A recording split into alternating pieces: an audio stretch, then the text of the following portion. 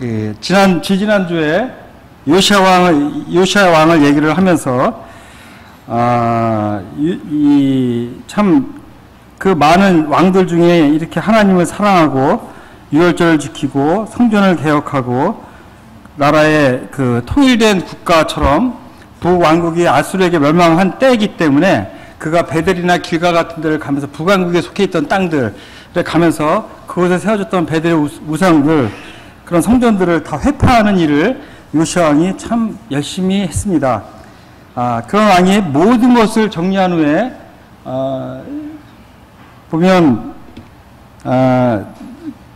가장 안정되고 가장 상태가 이 국가적으로 볼 때 좋았을 때죠. 요시야도 스스로도 그럴 때 애굽 왕 느보가 아수르를 돕고자 하여 갈그마스로 가는 것을 알고 군대를 동원해서 그를 막고자 했는데, 성경은 애굽 왕 느고를 통해서 하나님의 뜻을 이행하기를 원하셨다라고 기록하고 있는 것을 보면, 이것은 하나님의 주권 속에 이루어지는 일들이었는데 요시야가 그것을 거역하고 바르노고에게, 이 느고에게 대적을 함으로 말미암아 거기서 전사를 하죠.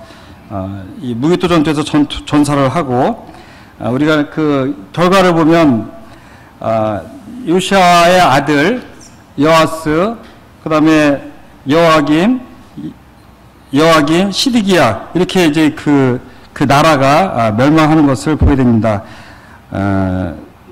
요시야의 죽음을 통해서 우리는 참 세상을 너무 얕잡아 본 요시야가 아닌가, 설 때 넘어질까 조심하라고 말씀하셨는데, 가장 상태가 좋을 때 우리가 또 가장 조심해야 될 때가 아닌가. 또 이 세상에서 우리가 살면서 정말 매일매일 그분과의 친밀한 교제가 이루어지지 않는다면 우리는 이 세상을 이길 수가 없다는 것입니다. 우리가 그전에도 그런 말씀을 드렸습니다만, 우리가 예수 그리스도를 힘입어서 세상을 이길 뿐이지 나 스스로는 이길 수 있는 자가 아니거든요. 근데 우리가 좀 잘 나가고 좀 상태가 좋고 좀 교회에서 뭔가를 하는 것 같으면, 또 내가 하는 일에 어떤 역사가 있는 것 같으면 내가 한 것처럼 교만해지게 되죠. 그러면 하나님의 음성을 듣지를 못하는 요시야 같은 실수를 하게 됩니다. 요시야가 죽었을 때 에레미야가, 성경에 있는 에레미야 애가가 아닌 에레미야 애가를 지었다고 그랬잖아요. 그렇죠? 온 국가가 슬퍼했어요. 이렇게 하나님을 사랑했던 왕이 없었기 때문에, 하나님을 사랑하는 왕이 세워지면 우상을 즐기고 쾌락을 즐기던 백성들은 싫지만 가난하고 힘든 백성들은 기쁘거든요. 왜냐하면 하나님 사랑하는 왕은 백성을 사랑하게 돼 있거든요. 그렇죠? 하나님을 사랑하는 성도는 교회를 사랑하게 돼 있거든요. 그런 성도는 공동체를 사랑할 수밖에 없는 것이 우리의 속성인 것입니다. 그렇죠? 요시야 왕이 있을 때 그 우상들을 회파하니까 나라는 깨끗해져 갖고 그 말씀대로 이 삶을 살다 보니 백성들은 윤택해지고 생활이, 물론 부유한 사람들은 괴로웠을 거예요. 자기들이 우상을 추구하고 쾌락을 추구했던 것들을 요시야 때문에 하지 못하고 있으니까. 그렇죠? 어쨌든 요시야가 그렇게 정말 주님 앞에 바로 서 있을 때 그는 실패함으로 말미암아 이제 그 이후로, 물론 므낫세의 죄로 말미암아 하나님이 결코 유다를 용서할 수 없다고 하셨지만, 어쨌든 요시야 이후에 그 나라는 쇠퇴로 들어가게 됩니다. 오늘 들을 말씀은 열왕기 상을 보면, 잠깐 이 요시야의 죽음을 또 통해서 열왕기 상을 보면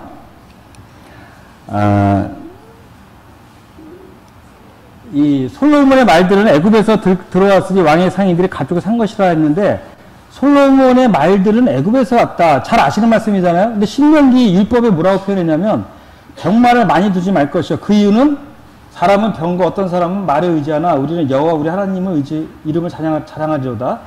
우리가 말을 많이 두게 되면 하나님보다 말을 신뢰하게 되거든요. 그래서 하나님은 말을 많이 두지 말라고 했는데, 문제는 뭐냐면, 그것보다 더 중요한 것이 뭐냐면, 그 백성을 애굽으로 돌아가게 하지 말 것이니 이는 여호와께서 너에게 이르시기를 너희가 이후에는 그 길로 다시 돌아가지 말 것이라 하셨으며, 말은 두 번째 문제였어요. 말은 중요한 건 뭐냐면, 너희가 애굽으로 돌아가면 겨우 하나님을 조금 알던 상황에서 다시 애굽으로 돌아가면, 우리가 첫 번째 시간에 했던 것처럼 금송아지를 세우고 만나도 만족하지 못하고 애굽에서 먹었던 것들을 그리워하게 되고 고기를 먹고 싶어하고. 그러니까 하나님이 가장 두려운 것은 무엇이었냐면 그들이 애굽으로 말을 사러 가서 말만 사갖고 오면 괜찮은데 말을 사러 갔다가 그 나라의 문화와 풍습에 다시 젖어들까 봐 그것을 두려워하신 거거든요. 그렇죠? 그만큼 애굽은 하나님 보시기에 이스라엘에게 막강한 영향력을 행사하고 있어요. 우리가 정말 그렇죠. 제가 구원받은 지 여러 번 말씀을 드렸습니다만 여러 해가 흘렀지만 여전히 내 안에 이 습성들이 살아있잖아요. 내가 왕이었던 습성, 그렇죠? 내가 쾌락을 추구했던 그 습성들, 세상을 흠모하고 한 50이 넘어가면 안 그럴 줄 알았어요. 여전히 세상을 기웃거리는 육신이 내 안에 있다는 것입니다. 이 육신은 변하지를 않아요. 육신은요, 본성적으로 하나님을 기쁘게 할 수 없다고 로마서 8장 기록하잖아요. 육신은 본성적으로 쾌락을 즐거워하고 하나님 거역하는 것을 즐거워해요. 하나님이 기뻐하는 것을 행하는 걸 즐거워하는 게 육신입니다. 이것이 내 안에 있는 한 우리는 여전히 그 영향을 받을 수밖에 없어요. 그래서 하나님은 최대한 세상에 가지 마라. 세상을 바라보지 마라. 너가 세상에 우리가 지금 세상에 있지만 세상에 있을지라도 공동체를 가까이 하고 말씀을 가까이 하고 그곳은 너가 단지 복음을 전하는 대상뿐이며 너가 돈을 벌기 위한 장소일 뿐이다라고 말씀하고 계신 것입니다. 자, 우리 이제 다시 한번 그 이후의 시대들을 한번 또 돌아보기로 하겠습니다. 요시아 왕 이후의 시대. 저는 이 역대하나 또 선지서들을 읽을 때마다 그런 마음이 있었어요. 이 말씀들을 이렇게 하나님이 기록하신 목적들이 있는데 이걸 한번 정리해서 전하면 좋은데 하는데 이게 양도 많고요. 정리하는 게 제가 쉽지가 않더라고요. 그래서 한 번 읽으면 넘어가고 두 번 읽을 때도 넘어가다가 요번에는 도전을 받아서 도저히 안 되겠다. 꼭 정리해서 한번 이 말씀을 전해야겠다. 이 말씀 하나하나가 어려운 건 없는데요. 짜맞추는 게 어렵더라고요. 짜맞추는 게. 올려놓고 몇 시간씩 짜맞추기를 하는 거예요. 순서를 짜맞추는 게 어렵더라고요. 내용이 어려운 게 아니라.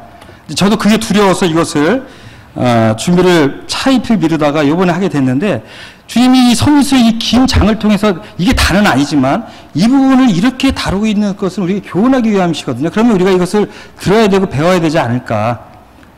그런 욕심이 생긴 것으로 인해서 이 말씀을 준비하게 됐는데요. 여기 보면 여호야김이 왕에 오를 때 나이가 25세라 그랬는데 보시면 여호와 보시기에 악을 행했고요. 느부갓네살에 올라서 그를 치고 그를 쇠사슬로 결박하여 바벨론으로 잡아가고 또 그 여호와의 전 기구들을 바벨론으로 가져다가 바벨론에 있는 자기 산당에 두었더라. 여호야김이 남은 사적과 그가 행한 모든 가증한 일들과 그에게 발견된 악행이 이스라엘과 유다라는 게 기록되니라. 자, 여호야김이 대신하여 왕이 되니라. 그러면 어떻게 되냐면 이 애굽 왕 느보가 이 요시아가 죽은 다음에 이스라엘 백성들이 그의 둘째 아들인 셋째 아들인 여호아스를 세웠습니다. 근데 이 느보가 갈그마스에서 아세르와 연합을 해서 바벨론을 싸웠다가 패하고 돌아가는 길에 유다성을 예루살렘을 들렸다 그랬잖아요. 들려서 이 여호아스를 패하고 그의 형인 여호야김을 다시 왕에 앉혔어요. 아마 그가 친애굽을 정책을 폈는지 모르겠지만 순서적으로 보면 여호야김이 먼저 왕이 됐어야 되는데 백성들은 여호아스를 왕으로 세웠거든요. 근데 느보가 돌아가는 길에 이제 전투에 진 사람이잖아요. 화가 나서 온갖 행패를 다 부리고 왕을 바꿔버렸어요. 그래서 엘리야김이었던 이 여호야김을 엘리야김에서 여호야김으로 바꿨다고 말씀드렸습니다. 이건 뭐죠? 이 정복 국가가 그 나라의 왕의 이름을 바꾸는 것은 나는 너의 왕이다라는 의미거든요. 너는 내 복종 아래 있다라는. 그러니까 너 이름을 내가 좌지우지할 정도잖아요. 그렇죠? 엘리야김이나 여호야김은 똑같은 말입니다. 아시는 것처럼 엘리야 하나님이 그를 세우셨던 건데 여호와가 그를 세우셨다. 이름의 차이만 있을 뿐이에요. 그러나 또 조롱의 말도 있겠죠. 여호와 내가 여호와와 같은 건세로 너를 세웠다라고 하는 그런 의미도 있었겠죠. 어쨌든 느보가 여호야김을 세우고 돌아간 다음에 여러 시대적 변화가 생기고 여호야김이 바벨론을 섬겼어야 돼요. 뒤에 이제 그런 내용들이 나옵니다만. 근데 여호야김이 자기를 배반하니까 올라와서 여호야김을 잡아갔어요. 이때 누가 끌려간지 아십니까? 선지서에 보면 다니엘이 이때 끌려간 거예요. 다니엘이. 그렇죠? 이게 1차 포로입니다. 1차 포로. 1차 포로가 됐을 때 상당히 보면 이제 넘어가겠습니다. 여기 보시면 어쨌든 이때 그가 잡혀가고 성전에 있는 많은 것들이 탈취를 당합니다. 이제 뒤에 내용이 나오니까요. 다음에 보시면 어떤 내용이 나오냐면 이 여호야김 넷째 해 바벨론 왕 느부갓네살 원년에 유다의 모든 백성이 관한 말씀이 예레미야에게 임하니라 그랬어요. 여호야김이 아직 끌려가기 전이잖아요. 그러면 이때 뭐를 얘기하겠냐면 예레미야가 3절에 보시면 여기 3절에 보시면 요시야 왕 13째, 요시야가 살아있을 때잖아요. 13째부터 오늘까지 23년 동안 여호와의 말씀이 내게 임하기로 내가 너에게 꾸준히 일렀으나 너희가 순종하지 아니하였느니라 그래요. 4절에 보면 그러므로 여호와께서 그의 모든 종 선지자를 너에게 끊임없이 보내셨으나 너희가 순종하지 아니하였으며 귀를 기울여 듣지도 아니하였다라고 얘기를 하고 있습니다. 이때 여러 선지자는 아마 스바냐, 하박국 뭐 이런 선지자들이 있었겠죠. 중요한 것은 무엇이냐면 요시야 13제부터 지금까지 23년 동안 요시야는 30년 정도를 치료한 걸로 알고 있는데 딱 기간이 맞죠 그러면. 그래서 23년 동안 꾸준히 일렀는데 자 이스라엘 백성이 순종했나 안 했나요? 했어요? 안 했죠. 예. 안자는 안 들고 해자만 들렸어요. 안 했어요. 그렇죠? 하나님은요 그의 모든 종 선지자를 너에게 끊임없이 보내셨다고 성경은 기록하고 있습니다. 근데 무엇인가요? 우리는 끊임없이 귀를 기울여 듣지 않는다는 것입니다. 지금 선지자가 따로 있나요? 지금 선지자가 따로 없죠. 아마 은사자들을 통해서 하나님 말씀하실 거예요. 뭐 예언의 선지자들, 예언의 은사자들, 또 교사들을 통해서 또 여러 성도들에게 말씀을 하시겠지만 우리는 이 단에서 전해지는 말씀도 꾸준히 듣지만 귀를 기울여 듣지는 않아요. 단지 뭐를 듣냐면 오늘 말씀이 좋아서 나빠서 판단만 해요. 오늘 말씀 좋았네. 오늘 말씀 나빴어. 끝이에요 그게. 그리고 그게 적용이 되나요? 말씀 좋으셨는데 그 좋은 말씀을 실천하고 계신가요? 저부터 안 해요. 저부터. 신기하죠? 안 해요. 저부터. 판단은 잘해요. 오늘 말씀 괜찮네. 저 형제 준비 열심히 했는데 성령께서 오늘 도우시는 것 같아. 저 형제 역시 은사가 있어. 이런 판단을 하는데 그 말씀을 실천하지는 않죠.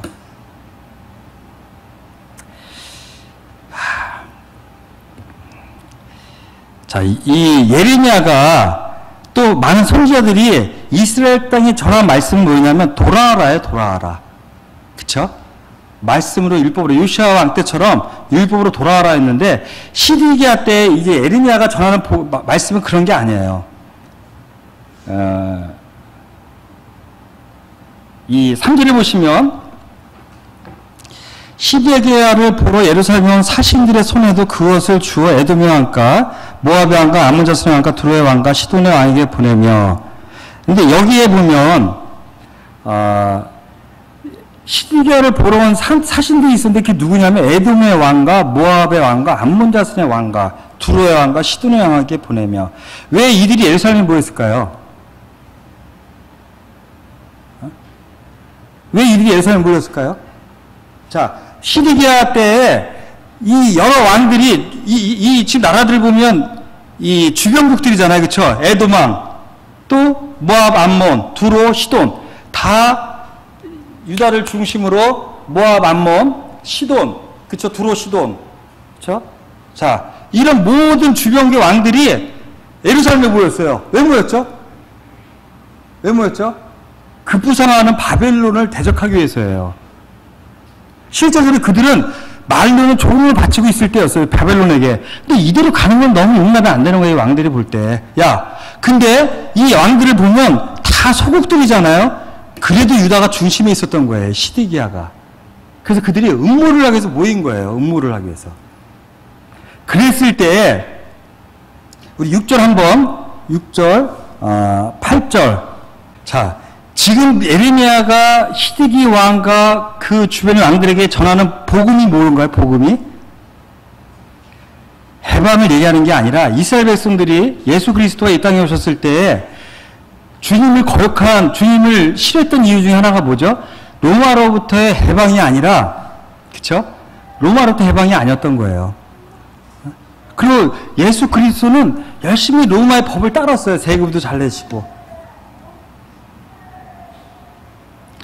자, 시드기야도 동일하게 그 왕들에게 너희들이 어떻게 하면 바벨론으로부터 벗어날 수 있어라는 복음을 전하지 않고, 내 종, 하나님이 바벨론 느부갓네살을 뭐라고 표현하냐면 내 종이다라고 표현하고 계세요. 내 종. 내 종 바벨론의 왕 느부갓네살에 주고 모든 것을 그에게 줬다. 그를 섬기지 아니하면 그 백성과 나라는 내가 그들이 멸망에까지 칼약힘과 전염병으로 그 민족을 벌하리라 그랬어요. 자, 선지자나 가짜 선지자가 있죠. 9절에 보면 9절에 선지자나 복술가나 이 술사들, 그러니까 이런 자들의 말을 듣지 마라. 그러하면 너희들은 결코 살아남을 수 없다는 말씀 뒤에도 나오는데, 바벨론 왕의 멍에를 목에 메고 그와 그 백성을 섬기소서. 그리하면 살리라. 이상하지 않으세요? 너희들이 뭉치면 살고 흩어지면 죽어라고 하지 않고 너희들이 제일 싫어하는 바벨론 왕을 섬기면 산다는 거예요. 아까 여호와임을 이 사슬을 묶고 갔다 그랬잖아요.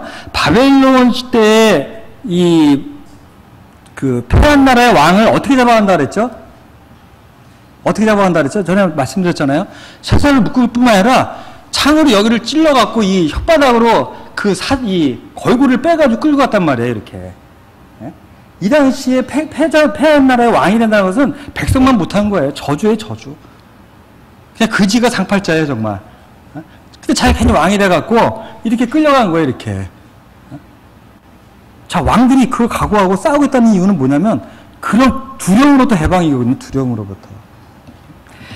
자, 그랬는데 하필 예레미야라고 하는 선지자가 나타나서 한다는 얘기가 그를 섬기래요. 왕이 멍에를 목에 메고 그와 그의 백성을 섬기래요. 그러면서 또 뭐라 했냐면 에스겔에 보면 너는 반역하는 족속에 묻기를 너희가 이 비유를 깨닫지 못하게 했느냐.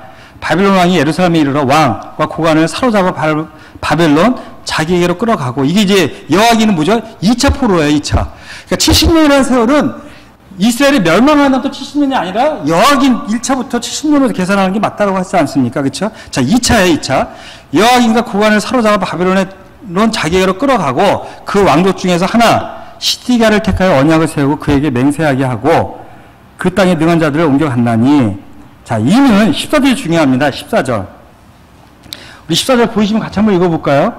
시작. 이는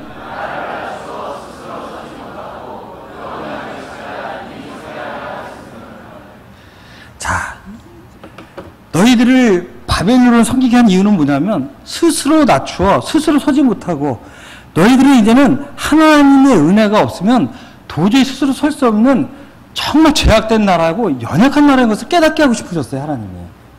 내 말대로 하지 않으면 너희들은 살아갈 수 없는 나라라는 것을 요번께 지금 깨달아라. 너희들이 추가된 그 모든 자유, 쾌락, 즐거움을 이제 좀 그만 다 내려놓고 내가 보낸 선지자 예레미야 말을 들어서 이제 정말 너희들은 나 없이 살아갈 수 없는 그런 연약한 존재인 것을 이 바벨론의 속국에 있을 동안 깨달아라. 근데 바벨론이 그들을 섬기면 살려주겠다고 하는 것은 하나님의 약속이에요. 그들이 생각할 때 설마 바벨론 그 느부갓네살, 솔직히 바벨론처럼 강한 나라는 없었잖아요. 그래서 금신상이에요. 금상 얼굴이잖아요. 이 강한 왕권은 바벨론 이후에는 없었거든요. 바벨론 마지막 왕 때 그 페르시아가 바벨론 성벽을 점령할 수 있었던 것은 뭐냐면 안에서 문을 열어줬기 때문이에요. 그 성은 함락될 수 있는 성이 아닙니다. 높이가 얼마였죠? 60m인가요, 성벽이? 이 폭이, 이 마차 있죠? 그 배너에 나오는 그 마차, 그거 뭐라 그러죠?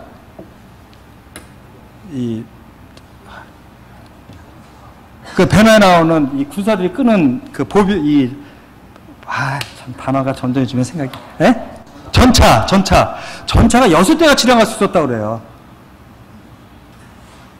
그래서 베사사랑이 다니엘을 불러서 꿈에 해몽하는 거 나오잖아요. 그 다음날 죽어요, 베사사랑이. 그 다음날 바벨론이 멸망해요. 술을 먹고 즐겼어요.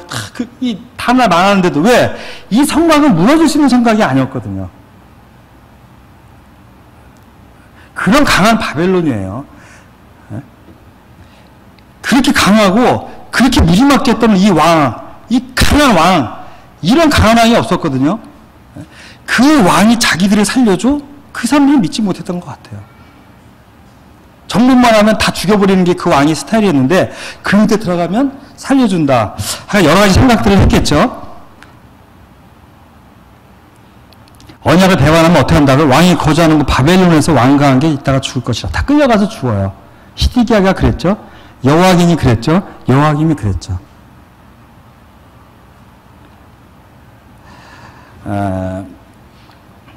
그 당시에 선지자들이 예레미야를 대적하는 선지자들이 하는 말이 뭐였냐면 여호와께서 이같이 말씀하시기를 보라 여호와 성전의 기구를 이제 바벨론 속히 돌려오라고 너희에게 예언하는 선지자들의 말을 듣지 말라. 그들이 거짓을 예언함이니라. 듣지 말고 뭐하라고요? 바벨론 왕을 섬기라. 1차 여호와김 때에 이미 많은 성전의 기물들이 가져갔어요. 이 바벨론 왕들이. 그 당시에 왕들이 점령을 하면 그 나라의 신전의 우상들을 또 기구들을 가져가는 게 전례였어요. 왠지 아시죠? 내가 이 나라를 점령했다라는 의미가 있어요. 이 나라의 신을 내가 이겼다라는 의미가 있거든요. 이 나라의 신이 나를 막지 못했다. 너희들이 섬기는 신이 나를 막지 못해서 결론은 뭐예요? 너의 신보다 내가 더 강하다는 의미잖아요. 그래서 1차, 2차 때 많은 신전 기물들이 파손이 되고 없어졌어요. 근데 예레미야가 얘기한 게 그나마 남아있는 거 더 뺏기지 않으려면 그 다음에 중요한 것은 무엇이죠? 성전이 남아있잖아요. 껍데기가. 기물들은 많이 빼앗겼지만 성전이 살아있잖아요. 이게 무슨 성전이에요? 솔로몬 성전이잖아요. 그 위에 뭐죠? 스룹바벨 성전이죠. 그 위에 뭐죠? 헤롯 성전이잖아요. 스룹바벨 성전 때 지금 일부 파손된 것을 헤롯이 보충해서 키웠잖아요, 성전을. 어쨌든 간에 지금 남아있는 성전은 솔로몬 성전이에요. 맞죠? 자, 이 성전에 그나마 남아있는 것들을 회복하는 것이 목적인데, 예레미야는 그 당시 성자들은 어떻게 그들을 유혹했냐면, 그동안 1차, 2차 때 빼앗긴 것을 다시 찾아올 수 있다라고 얘기를 한 거예요. 어느 것이 더 듣기 좋으십니까?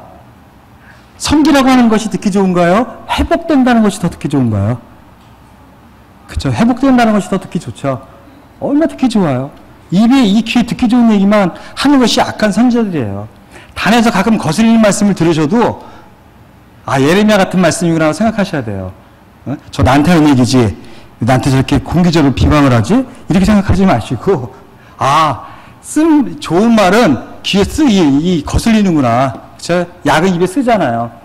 근데 그 당시 사람들은 단말만 듣기를 원했어요. 단 것만 먹기를 원했어요. 단 거. 회복된다. 주님 오셨을 때 마찬가지예요. 로마로부터 회복. 메시아를 기다리는 목적은 뭐예요? 이스라엘 백성들이? 로마로부터 회복이에요. 그게 메시아의 목적이에요. 그들에게. 구원한 관계가 없어요. 그냥 회복되는 거. 내 재산이 지켜지고 우리의 목적은 회복이고 지켜지고 그냥 지금 당장 편안한 거예요. 영원한 것에 관심이 별로 없어요. 영원한 것에 관심 있으신가요? 저도 마찬가지입니다만 우리가 영원한 것에 관심이 있나요? 18절에 만일 그들이 선지자이고 여호와의 말씀을 가지고 있다면 그들이 여호와의 성전에와 유다의 왕의 궁전에와 예루살렘에 남아있는 기구를 바벨론으로 옮겨지 못하도록 만군의 여호와께 구할 것이 아니냐. 뭐라고 말씀하시나요? 바벨론으로 옮겨가지 못하도록 그나마 남아있는 것들을 지키도록 해야 될 것이 아니냐. 아직 남아있는 게 뭐죠? 기둥들과 대야와 받침들과 이성에 남아있는 기구에 대해 같이 말씀하시니라. 20절 한번 같이 읽어볼까요? 20절 시작.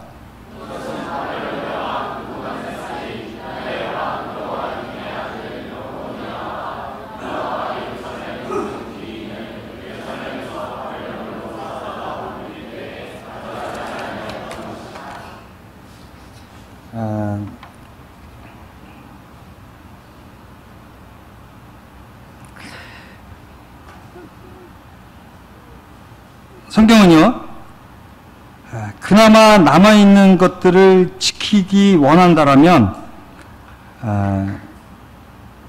그나마 여호와긴 때 가져가지 아니한 것들을 지키기 원한다라면, 바벨론 느부갓네살을 섬기는 길밖에 없음을 성경은 증언하고 있습니다. 그래서 21절에도 유다의 왕의 궁전과 예루살렘에 남아있는 그 기구에 대하여 이와 같이 말씀하셨느니라. 자, 다음에 보시면요.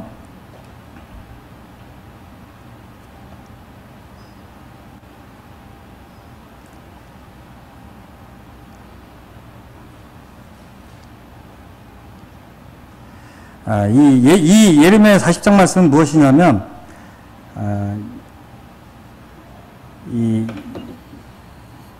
여기 보면, 그거가 나오는데, 여기서 그가 말씀하신 대로 행하셨으니 이것은 누구냐면 예레미야 군대장관을 얘기하고 있어요. 예레미야 군대장관이 얘기를 하고 있는 거예요. 너희가 여호와께 범죄하고 그의 모습을 순종하지 아니하였으므로, 자, 그러니까 바벨론 군대장관의 얘기인데, 바벨론 군대장관의 말을 그가 여호와께 범죄하고라는 표현을 써요. 자, 유다의 멸망은 여호와께 범죄하고 그의 모습을 순종하지 아니하였으므로 이제 이루어졌도다. 오늘 내 손에 사슬을 풀어 너를 풀어주리니 만일 내가 나와 함께 바벨론을 가는 것을 좋게 여기거든 가자 내가 너를 선다리라. 만일 나와 함께 바벨론을 가는 것을 좋지 않게 여기거든 그만두라. 보라 온 땅이 내 앞에 있나니 내가 좋게 여기는 대로 옳게 여기는 곳으로 갈지니라 하니라. 자, 이 말이 무슨 말씀이죠? 군대장관이 예루살렘에 이제 함락을 했어요. 시드기야 왕이 끌려갔어요. 함락을 한 다음에 좀 이따 그 말씀을 보여드릴 건데, 함락을 한 다음에 예레미야를 불렀어요. 잡혀있는 거를. 바벨론 병사들은 예레미야를 모르니까 그를 잡았단 말이에요. 근데 군대장관이 예레미야를 알아보고 그를 풀어주라고 하고 자기 앞에 불러온 거예요. 그러고, 자, 내가 너를 선대할 거야. 왜? 친바벨론 정책을 폈잖아요. 이스라엘에게, 유다에게 항복해라. 누구에게? 바벨론에게. 자, 인조가 누구죠? 이 청태종에게 9번인가 뭐를 이렇게 인사를 할 때 그 청태종이 나라를 잡고, 그 끌려간 사신들이 주로 누구였어요? 명정책을 친 사람들이었잖아요. 그쵸? 그리고 누굴 세워요? 자기를 선대했던 대신들을 세우잖아요. 동일한 거예요. 자, 자기 편에서 볼 때 예레미야는 자기 편으로 받고 그를 선대해줬어요. 근데 결과적으로 보면 그는 하나님 말씀에 순종한 것밖에 없어요. 그쵸? 그랬을 때 그를 살려주는데, 이 예레미야가 선택하는 것은 무엇이냐면, 이 40장 중간에 제가 다 빼버렸는데요. 이따가 말씀을 다시 드리겠습니다만, 예레미야가 아직 돌이키기 전에 그가 다시 이르되 너는 바벨론의 왕이 유다 성읍들을 맞대어 세운 사반 손자 여호야김의 아들 그달라에게로 돌아가서 그와 함께 백성 가운데 살거나 내가 옳게 여기는 곳으로 가거나 할지니라 하고 그 사령관이 그에게 양식과 선물을 주어 보내매. 자, 예레미야가 선택한 것은 무엇이었냐면 그달라에게 가는 것이었어요. 이것은 무엇을 얘기하냐면 그는 바벨론에 가서 그 선대 부귀영화를 누리는 것보다 그냥 패한 유다 땅에 남기를 원했어요. 근데 그 유다 땅에 남아있을 때의 총독이 누구냐면 그달랴라는 사람이에요. 그달랴. 이 그달랴는 왕족이 아니에요. 그냥 친애국 정책이 아닌 친바벨론 정책을 폈던 대신의 아들이에요. 예레미야와 관계가 계속 있었고요.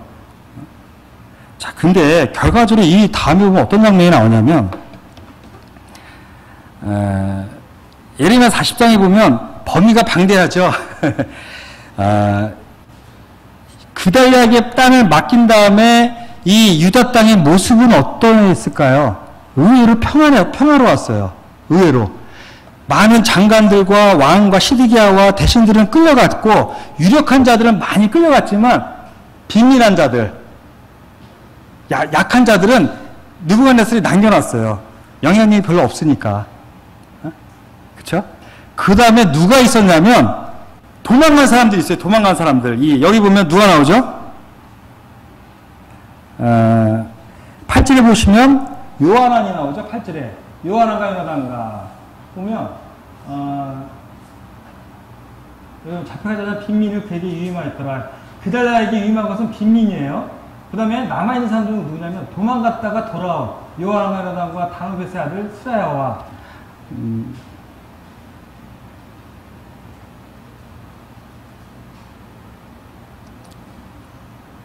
근데 여기 보시면, 9절부터 한번 12절에 읽어보실까요? 같이 한번 읽어보실까요? 12절에 시작.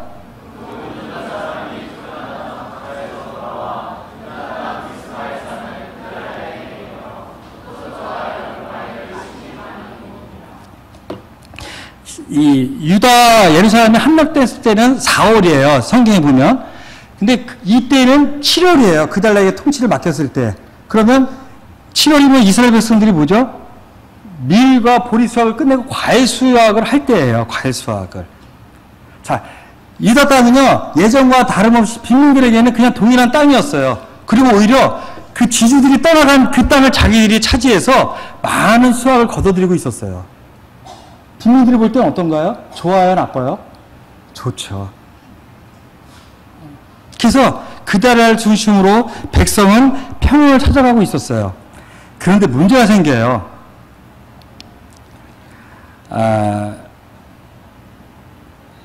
15절에 보시면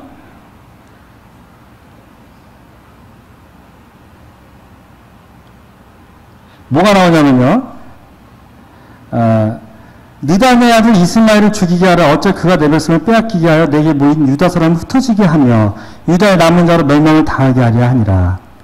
그러나 아이의 아들 그다라가 레아의 아들 요하난에게 이르되 내가 이 일을 행하지 말 것이니라. 내가 이스마엘이다야 한 말은 진정이 아니니라. 이 말씀이 무슨 말이냐면 이스마엘은 누구냐면 왕족이에요. 다윗 혈통, 유다 혈통의 왕족이에요. 근데 이 이스마엘을 가만히 보니까 그달라는 누구예요? 왕족도 아니에요. 그쵸? 느부갓네살이 세운 그냥 총독일 뿐이에요. 그게 기분이 좋겠어요? 안 좋겠어요? 우리가 내가 싫어하는 사람이 통치를 했을 때 그 나라가, 그 백성이, 그 회사가, 우리 이제 그 시대 그리스도자 중에 어느 형제가 그런 말을 했어요. 내가 떠난 회사가 내가 이제 영업을 총괄하고 있다 그 회사를 떠났어요. 그럼 그 회사 잘 되길 바라십니까? 안 되길 바라십니까? 내가 떠난 자리가 잘 되길 바라세요? 안 되길 바라세요? 100% 안 되길 바라죠. 내가 없으면 안 돼야죠. 그쵸? 그래서 사장이 후회를 하게 만들어야죠. 이게 어떻게 된 거야? 시댁이 와가지고 유다 왕족 혈통이 왕을 딱 끝내고 일반 총독이 다스리니까 지들끼리 잘 먹고 잘 살고 있네. 배가 아픈 거예요. 이스마엘이. 그래서 죽일 계획을 세워요. 근데 그것이 누가 사주냐면 주변 왕들이 또 사주를 해요. 이 이스마엘에게. 그래서 그것을 요한이나 이 대장들이, 장군들이 어쨌든 자기들이 장수였지만 그달라 중심으로 같이 협치를 하고 있었거든요. 근데 그가 정보를 들어 이스마엘이 그달라를 죽일 것 같다. 그래서 그달라 얘기를 하는데 리더는요 모든 말에 귀를 기울여야 돼요. 좋은 말만 듣고 나쁜 말 듣지 말면 안 돼요. 물론 좋은 얘기였어요. 형제를 다 믿어준 거예요. 이 그달라는. 이스마엘은 그럴 리가 없다. 너는 다시 그러지 마라. 자, 요한나가 내가 가서 그를 죽이겠다 얘기했을 때 허락을 해주지 않아요. 근데 이스마엘이 그 일을 했나요? 안 했나요? 했어요. 결국에는. 그쵸? 이스마엘 이름 자체가 기분 나쁘죠? 그달라를 칼로 쳐 죽였고 2절에 또 이스마엘이 리비스바에서 그달라와 함께 있던 모든 유다 사람과 그 당시 지배계층들이겠죠. 거기에 있는 갈대아 군사를 죽였더라.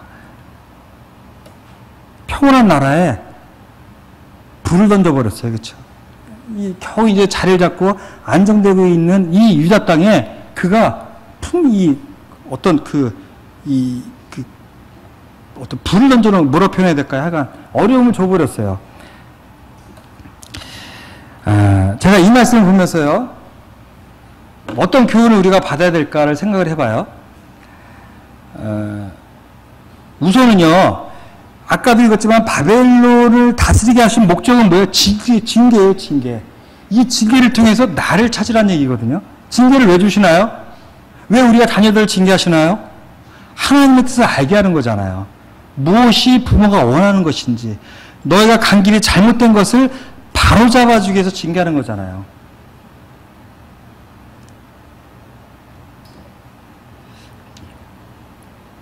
징계를 받을지 않을 때에, 자, 25절에, 우리 같이 한번 짧으니까 읽어보실까요? 여기는. 시작.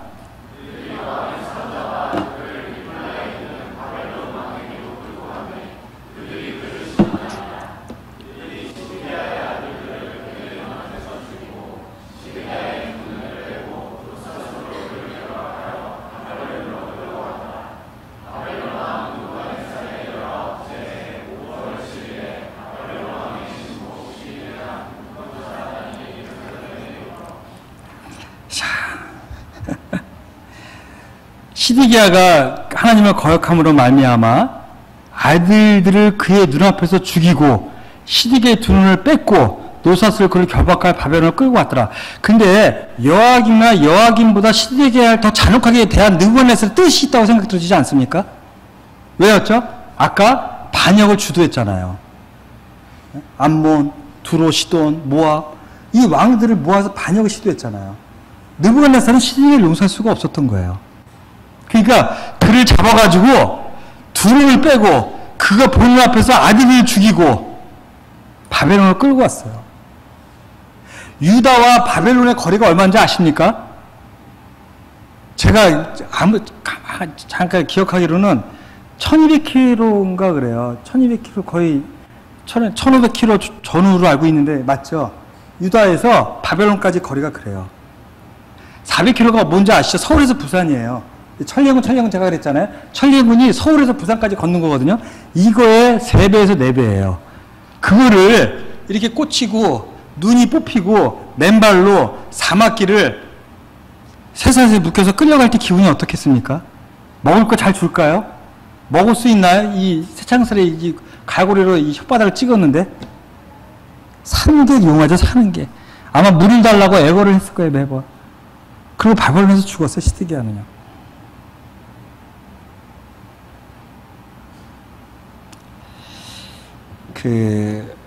아모스를 보시면요. 아모스를 한번 보실까요? 아모스 어제 우리 성경 공부를 좀 했는데 아모스 7장에 보시면 구약 1281쪽입니다.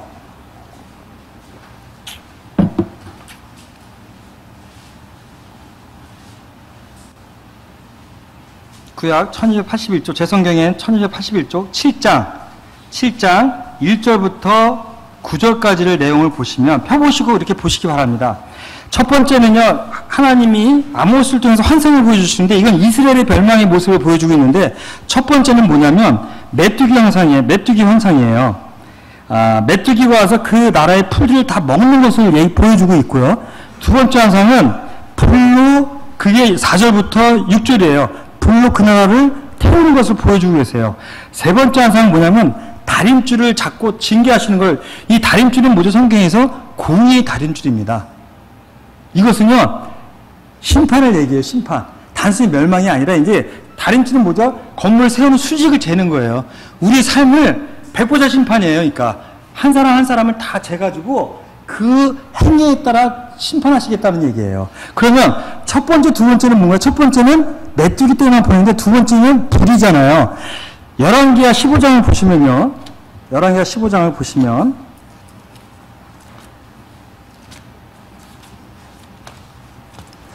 조금 많이 보셔서 복잡하시더라도 이렇게 감을 한번 잡으시면 성경에서 재밌게 읽혀지실 겁니다. 열왕기하 15장을 보시면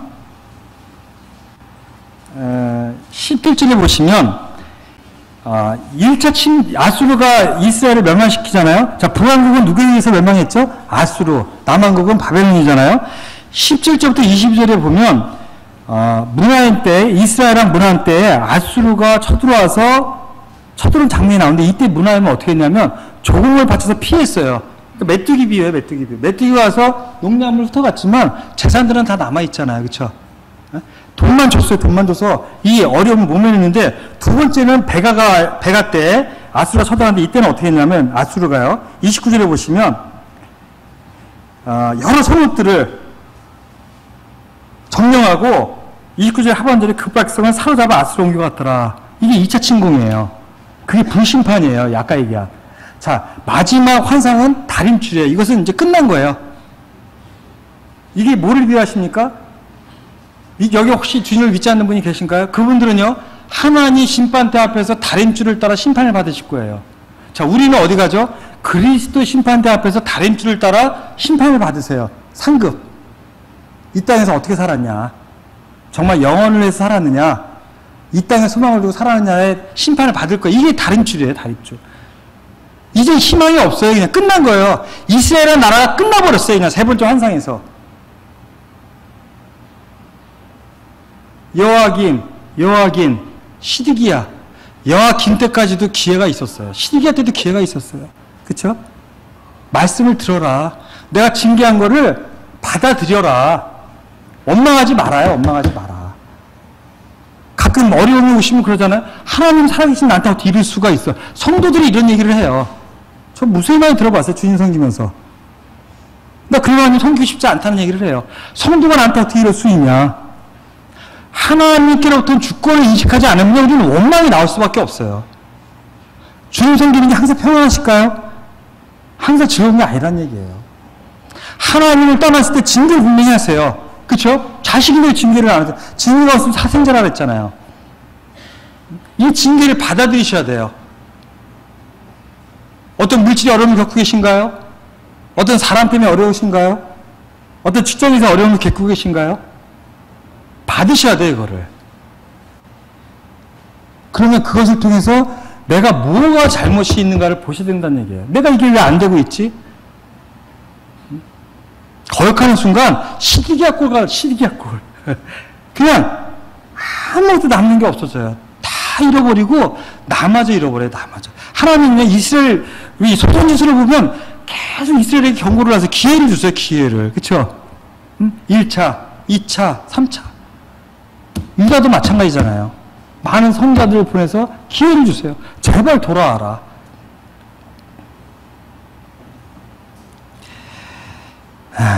자, 여호와의 성전과 왕궁을 불사르고 예루살렘 모든 집을 귀인의 집까지 불러섰으며, 이 당시 모습들을 보면 귀인들이요 율법에 같은 동족을 노예 삼지 말라고 했는데 노예 삼았어요.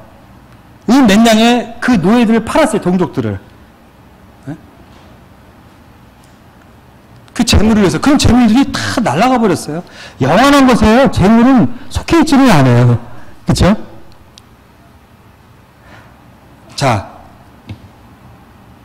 성공을 해놓고요. 11절에 백성이 남아있는 백성과 바벨론에 항복한 자들과 무리 중에 남아있는 시대장 느부갓네살이 모두 사로잡아 가고. 자, 그게 드디어 이게 일어나죠. 열왕기하 25장 13절에 보면 드디어 성전에 그나마 남아있는 것들을 다 가져가 버리죠.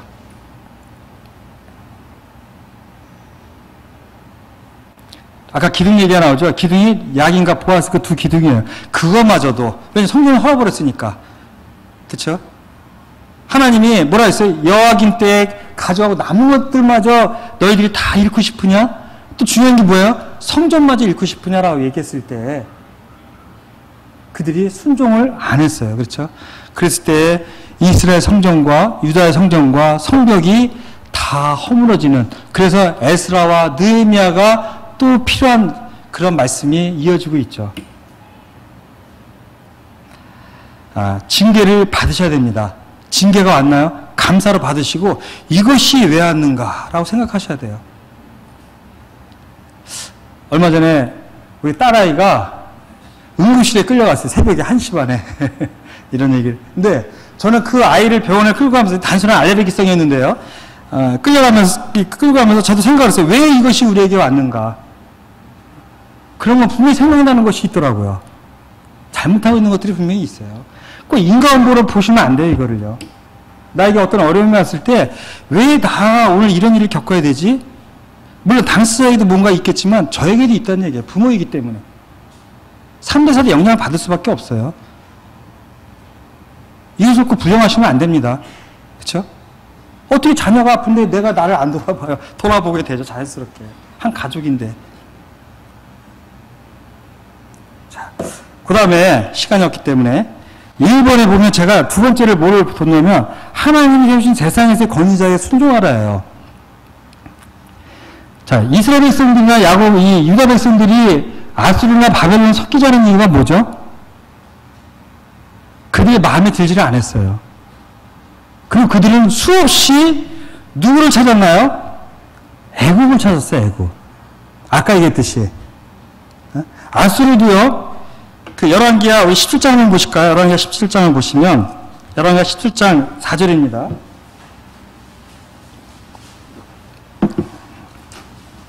한번 같이 읽어볼까요? 열왕기하 17장 4절 같이 한번 읽어보실까요? 시작.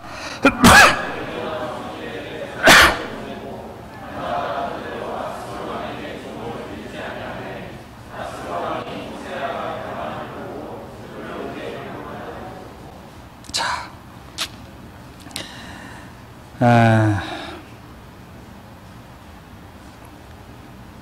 마지막 3차 침공을 얘기합니다. 호세아, 이스라엘의 마지막 왕이 호세아죠.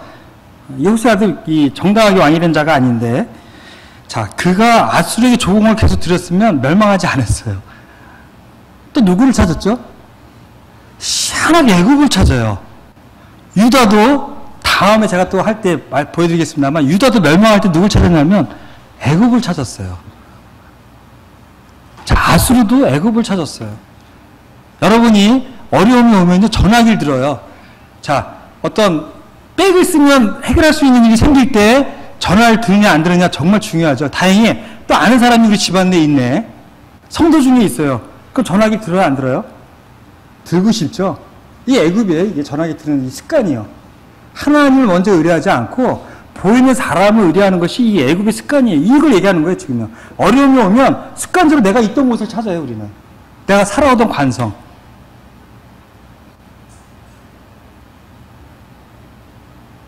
자녀 취업 문제, 진학 문제, 결혼 문제 다 마찬가지예요. 먼저 하나님께 의뢰하지 않고 사람을 돌아봐요. 사람이 하지만. 그렇죠? 자, 애굽을 찾아요, 애굽을. 근데 자, 여기서 나오는 문제가 뭡니까? 하나님이 내정 바벨론 느부갓네살을 했거든요. 하나님 세우신 건의에 대한 배반이에요. 자, 우리의 생각이 어떻게 있냐면 우리는 아담과 하와부터 건의에 불순종하는 것을 즐거워해요. 그게 선악과를 먹은 열매예요. 그렇죠? 선악과를 먹었다는 것은 뭐예요? 건의에 대한 도전이었잖아요. 그렇죠? 선악과를 누가 만드셨나요? 하나님이 세우셨잖아요. 뭐 자유인, 로봇 이런 거 떠나서 그냥 선악과를 먹은 것은 뭐예요? 하나님의 건의에 대한 도전이고 내가 왕이 되는 거라 그랬잖아요. 예, 그래서 제가 이 이스라엘의 마지막의 모습을 보면서 두 가지 교훈을 말씀드렸습니다. 징계를 겸허히 받아들여라. 그리고 하나님이 세우신 세상의 권위자에게 순종하라. 그리고 그들 위해서 기도하라. 이것이 우리 그리스도인이 마지막 때에 살아갈 우리들에게 모습이 아닌가 생각이 들어집니다. 네, 감사합니다.